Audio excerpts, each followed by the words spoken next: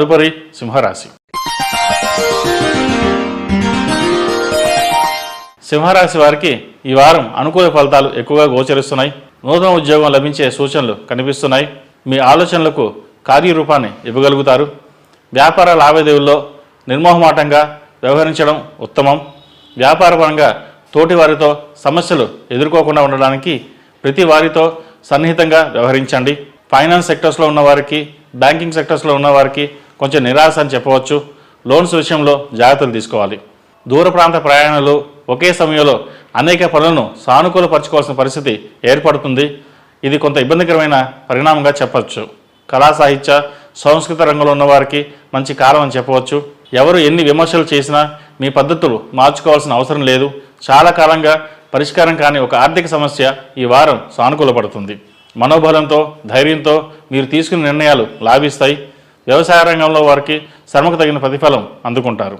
అంతులేని ఆలోచనతో మీ మనసు ఆందోళనకు గురవుతుంది. వారాంతంలో ఒక శుభవార్తను వింటారు.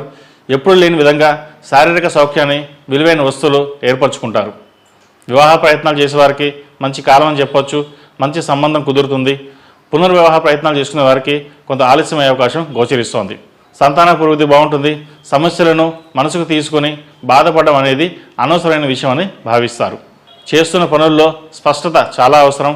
పనులను వాయిదా వేయకుండా ఎప్పటికప్పుడు పనులు పూర్తి చేయండి. సకాలంలో పనులు పూర్తి చేయడం ద్వారా మీరు అనుకున్నది సాధించే వీలు కలుగుతుంది. కొంతమంది మీకు ఇబ్బంది గురి చేయాలని చూసినా కూడా మీరు చేసిన పుణ్యఫలం, ఆ దైవానుగ్రహం మిమ్మల్ని రక్షిస్తూ ఉంది. ఈ రాశిలో జన్మించిన స్త్రీలకు వృత్తి వ్యాపార పరంగా బాగుందని చెప్పవచ్చు. జీవిత భాగస్వామితో చిన్న చిన్న విభేదాలు వచ్చే అవకాశాలు గోచరిస్తోంది. జాగ్రత్త వహించండి. కష్టే ఫలంగా ఉంటుంది. కష్టపడిన దానికి ప్రతిఫలం లభిస్తుంది. ఏ చిన్న విషయాన్ని సరే మనసుకు తీసుకుని ముందుకు వెళ్ళకపోవడం అనేది చెప్పదగినది. వ్యాపార రంగంలో ఉన్నవారికి ఆచితూచి అడుగులు వేయండి. లోన్ల విషయంలో జాగ్రత్తలు తీసుకోవాలి. డాక్యుమెంట్స్ విషయంలో జాగ్రత్తలు తీసుకోవాలి. వ్యవహార శైలిలో కొన్ని మార్పులు చోటు చేసుకుంటాయి. అవి మీకు భవిష్యత్తులో ఉపయోగకరంగా ఉంటుంది. మనసును ఆధీనంలో ఉంచుకోవడం చెప్పదగినది. ప్రతి విషయాన్ని కంగారు పడి ముందుకు వెళ్ళకండి. నలుగురితో పాటు మనము అన్నట్టుగా ముందుకు వెళ్ళడం మంచిది. ఈ రాశివారు ప్రతిరోజు ఆదిత్య హృదయం పఠించడం, అలాగే సౌర కంకణం ధరించడం చెప్పదగిన సూచన. ఈ రాశిలో జన్మించిన వారికి కలిసి వచ్చే సంఖ్య నంబర్ 1, కలిసి వచ్చే దిక్కు తూర్పు, కలిసి వచ్చే రంగు తెలుపు.